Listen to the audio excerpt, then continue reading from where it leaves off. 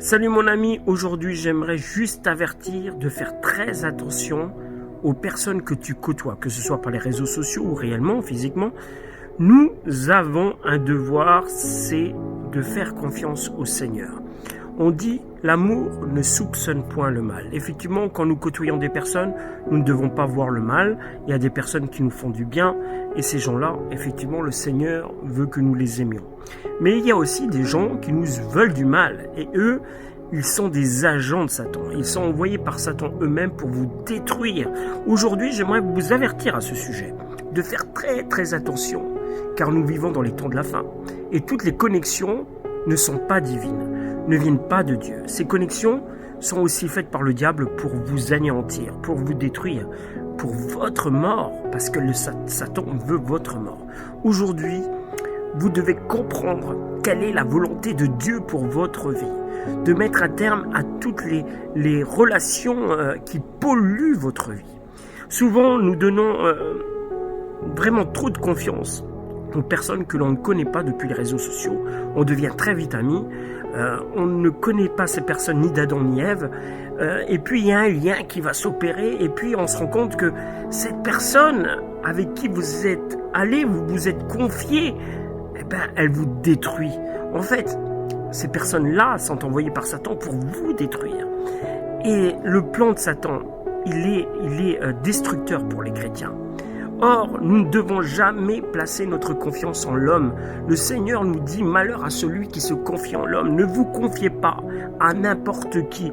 En cette année 2024, prends une position devant l'Éternel en disant « Seigneur, je veux aujourd'hui marcher avec toi, pas selon les hommes, mais avec toi. Je veux que tu prennes ma main, Seigneur, afin que je puisse marcher avec toi et que tu puisses également marcher avec moi. » Ne lâche pas la main du Seigneur. La main du Seigneur, elle est toujours là. Mais c'est nous, par nos propres émotions, on l'écoute plus le Seigneur. Vous le savez, on écoute de moins en moins le Seigneur.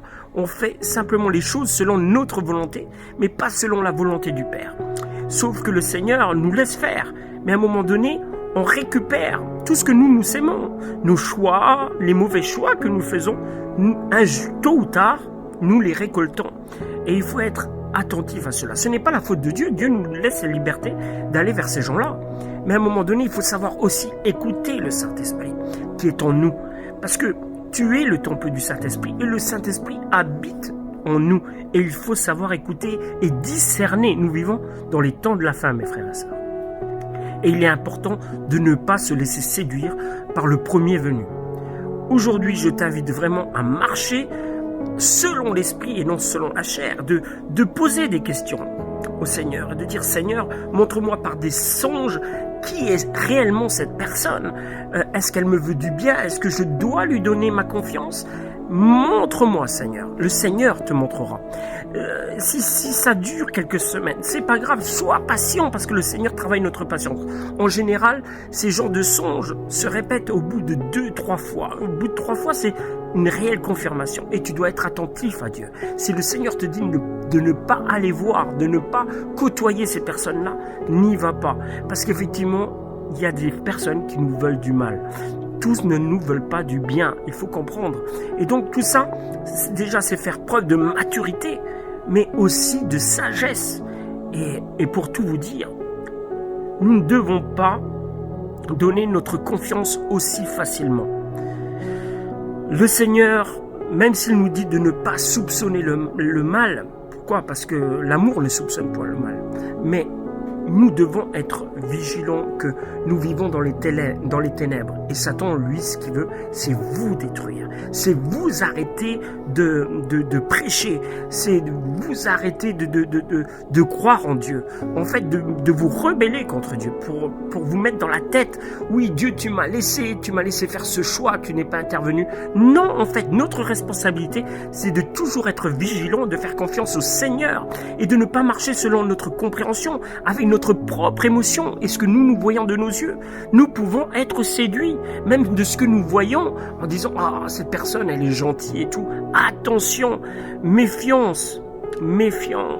Vraiment que le Seigneur, en cette nouvelle année, nous donne la sagesse de pouvoir comprendre quelle est la volonté de Dieu pour notre vie, afin que nous ne tombions pas vraiment, mais que le Seigneur puisse nous relever malgré que nous tombions. Si ça nous arrive, prenez cela comme une victoire, comme quelque chose, un enseignement de Dieu, en disant, voilà, effectivement, ce que j'ai fait, ce n'est pas bien. Seigneur, je ne t'ai pas écouté, je te demande pardon. C'est vraiment, le Seigneur nous laisse faire. D'ailleurs, tout ce qui nous arrive aujourd'hui, c'est une manière pour nous de nous remettre en question et de se dire, effectivement, Seigneur, ce que j'ai fait, je l'ai fait sans toi en fait. Je me rends compte que je ne t'ai pas laissé la place que je devais te laisser. Et en fait, j'ai marché avec mes émotions, j'ai marché avec ce que je pensais. Mais en fait, même ce que tu penses, le Seigneur dit que vos pensées ne sont pas les miennes. Donc on pense que le Seigneur veut des choses pour nous et Dieu veut tout le contraire. Peut-être il veut nous mettre à part, peut-être à ce moment-là il peut vous propulser en avant, il peut faire ce qu'il le veut, mais il faut être attentif au Seigneur, il faut être patient et lui faire confiance dans l'épreuve que vous traversez. C'est ça en fait ce que le Seigneur veut, c'est que nous lui fassions confiance. Maintenant mes frères et sœurs, je vous souhaite par ce message le meilleur pour 2024 et surtout ne lâchez pas la main de l'Éternel car lui seul est la vérité et la vie et lui seul nous amènera à la vie éternelle. Que Dieu vous bénisse.